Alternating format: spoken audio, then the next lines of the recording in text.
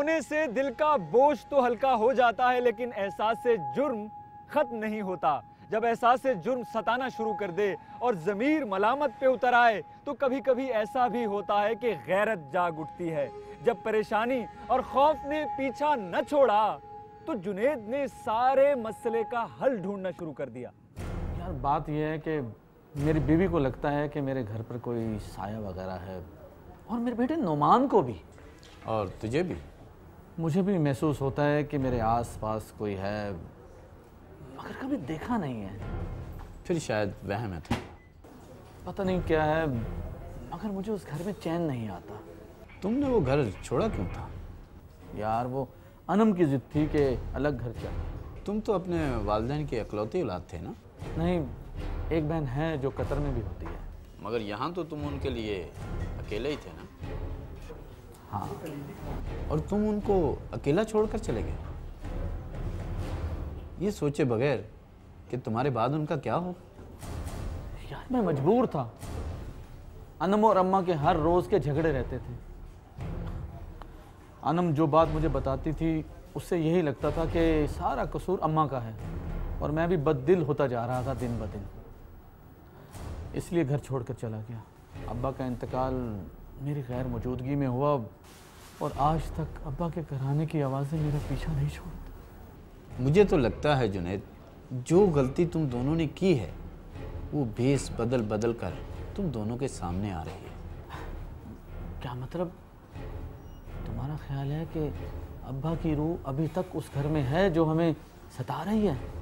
ये बात मैं हतमी तौर पर तो नहीं कह सकता, मगर उनका ताल्लुक है ज़रूर इस सारे किस्से से।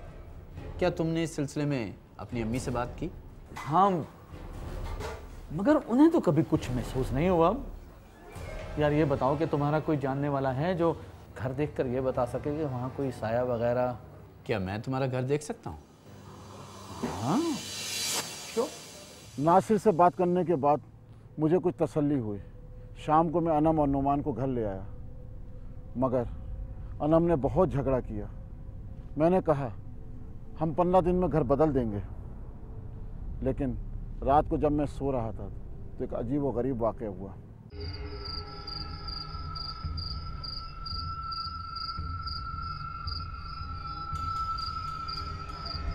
जुनैद बेटा, मुझे पूछने नहीं आओगे?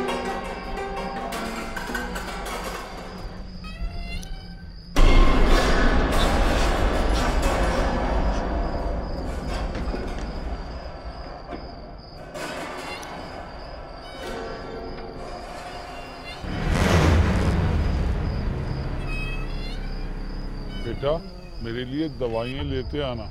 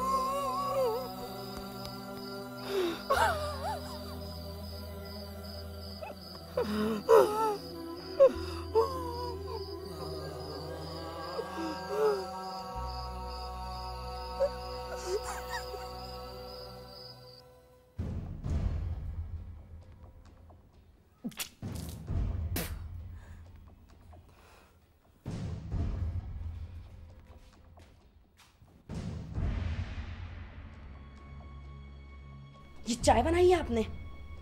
भूल गई क्या चाय बनाना? बेटा, हम मुझसे काम नहीं होता।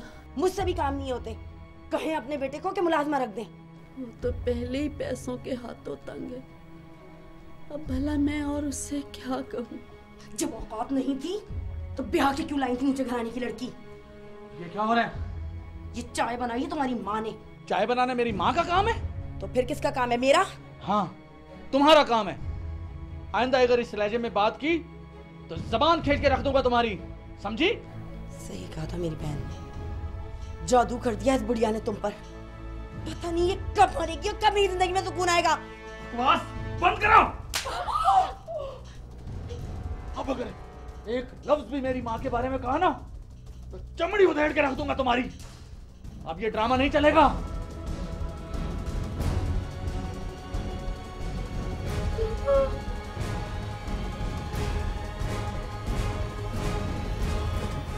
सब ठीक हो जाएगा। उस दिन मुझे आज़ादी का एहसास हुआ। जो काम मुझे बहुत पहले कर देना चाहिए था, मैंने बहुत देर से किया। मुझे एहसास हुआ कि मुझे अम्मा अब्बा को छोड़ के नहीं जाना चाहिए था। और अम्मा के मुतालिक अनम जो कुछ भी मुझसे कहती रही, वो सब झूठ था। शुक्र है जुनैद को एहसास तो हुआ कि वो गलती पे था और अब उसे इस गलती का अजाला करना था। जो गुनाह वो कर बैठा था उसका कफ़ारा अदा करना था। जुनैद नासिर को अपने साथ घर ले आया और यूं सारा मामला कुछ कुछ खुलने लगा। नासिर कहने को तो एक दफ्तर में काम करता था, लेकिन इंसानी नफ्सियात को भी खूब समझता था। अच्छा किया जो तुम आ गए बेटा। जुनैद तो अक्सर तुम्हारा जिक्र करता है। आंटी बस आपको तो पता है, दफ्तर के कामों में आदमी ऐसा फंस जाता है कि बड़ी मुश्किल से निकालता है वक्त। हाँ बेटा, ये तो है। और सुनाओ, बीवी बच्चे ठीक हैं तुम्हारे? सब ठीक हैं आंटी। वो दरअसल मुझे जुनैद के वालिद की ताज़ियत के लिए आना था, मगर अफसोस मैं आ नहीं सका। बस बेटा, अचानक ही चले गए वो। याद तो आती होगी। याद तो आती है ना, मगर अब जुनैद है ना मेरे पास, बस। अस्सलाम वालेकुम। तबीयत खराब है इसकी शायद। अच्छा बेटा, तुम लोग बातें करो, चाय पियो, मैं ज़रा खाना वाना देख लूँ। हाँ, अनम है ना अम्मा? कोई बात नहीं है बेटा, कर लूँगी मैं। आंटी वो नींद तो ठीक से आती है ना आपको? हाँ, बस कभी कभी थोड़ी बेआरामी हो जाती है, उम्र का भी तो तकाजा है। मगर तुम क्यों पूछ रहे हो? हाँ नहीं, वैसे ही। प्लीज़ आप जाइए।